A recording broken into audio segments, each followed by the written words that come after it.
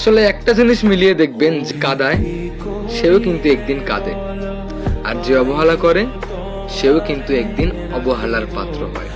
আসলে এটা কোনো অভিশাপ না, এটা হলো নিয়তির ছোট্ট একটা চাল, আর পুরোটাই সময়ের খেলা। যেই মানুষটা আপনাকে প্রচন্ড পরিমাণ অবহেলা করতেছে, যেই মানুষটা আপনার সঙ্গে খারাপ ব্যবহার করতেছে, একটা সময় পর সেই মানুষটাও না এগুলো একদম সময় মতো ফেরত পেয়ে যাবে। যেই মানুষটা আপনার মন ভেঙেছে, সেই মানুষটাও অন্য কারো হয়ে সুখী হতে পারবে না। আসলে সময় সবকিছু বুঝিয়ে দিবে সময় মতো। আর কেউ যদি আপনাকে ঠকিয়ে চলে যায়, কেউ যদি আপনাকে কথা দিয়ে কথা না রেখে চলে যায়, সেও কিন্তু এই জিনিসটাও ফেরত পাবে। কথা দিয়ে কথা না রাখার যে যন্ত্রণা, এটাও সে একদিন ফেরত পেয়ে যাবে।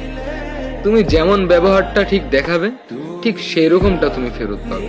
দেখো, তুমি নিজেকেই যতই ভালো ভাবো না কেন, তুমি যতই অহংকার করো না কেন নিজেকে নিয়ে, নিজেকে বড় করে মানুষকে ছোট করে যতই কথা বলো না কেন, একটা সময় এগুলো সবটাই তোমার কাছে ফেরত চলে আসবে। সময় সুযোগে সদ্ব্যবহার করতে জানে।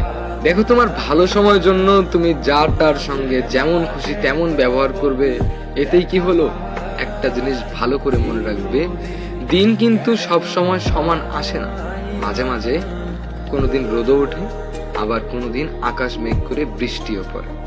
তো এত অহংকার, নিজেকে নিয়ে এত সুনাম, এত প্রশংসা করা উচিত নয়।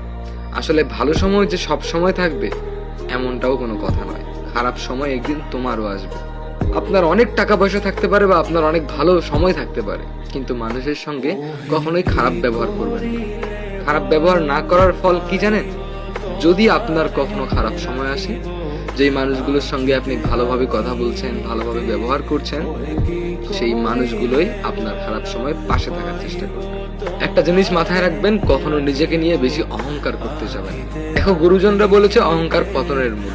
যে যত বেশি অহংকার করছে, সে খুব তাড়াতাড়ি ধ্বংস হয়ে গিয়েছে।